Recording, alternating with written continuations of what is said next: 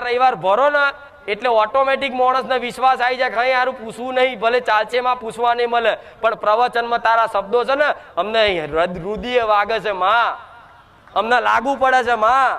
આ તારા સાનિધ્યમાં આવીને અમારી માતા ઘેર જાગતી ફોટામાં વાતો કરતી દેખાય છે માં. દેખાય છે કે નહીં? પેલા ફોટા જ દેખાતા હશે, અત્યારે તો કદાચ ભોણું ધરાવવા જાવ ને તો તમે માતા જોઈને હસી પડતા હશો કે મારી ચામુંડા, મારી અંબે, મારી શક્તિ. થાય કે નહીં? તો તમને જો તમારા મુખે હસી આવતી હોય ને એને જોઈને તો સમજી લો તમારી માં હસે છે એટલે હસો છો. અને એના જોઈને કદાચ તમને હરખના આંસુ આવતા ને, હરખના ખાલી કારણ વગરના, હરખના બસ એમને એમ પ્રેમપૂર્વકના, તો સમજી લો તમારી માં તમને ખૂબ વાલ કરે છે. જેવું માતાની આગળ જાઓ, ફોટાની આગળ જાઓ એટલે તમને ઓટોમેટિક હરખના આંસુ આવે. દુઃખના નહીં, દુઃખના બીજી બાજુના છે, હરખના કારણ વગરના. બસ એક એના જોઈને જ બસ એક આંખો પલળી જાય, આંખોમાંથી આંસુ પડી જાય તો સમજી લો તમને તમે જે વાલ કરો છો ને એવો વાલ તમારી માં તમને કરે. તારે આંસુ પડે, નકર આંસુ પડે.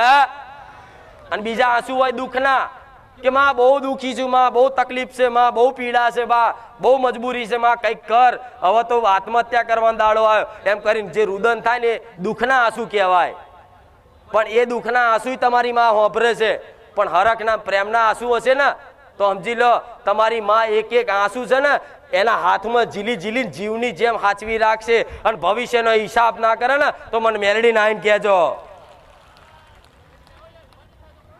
અને માતાની આગળ જતા માતાની કોઈ વાત સાંભળતા, માતાની કોઈ રેગડી સાંભળતા, માતાની કોઈ સ્તુતિ સાંભળતા, માતાનું કોઈ ભજન સાંભળતા તમારા શરીરના રૂવાટા ઊભા થતા હોય ને તો સમજી લો મારી શક્તિનો સ્પર્શ થયો તમને, એવું માની લેજો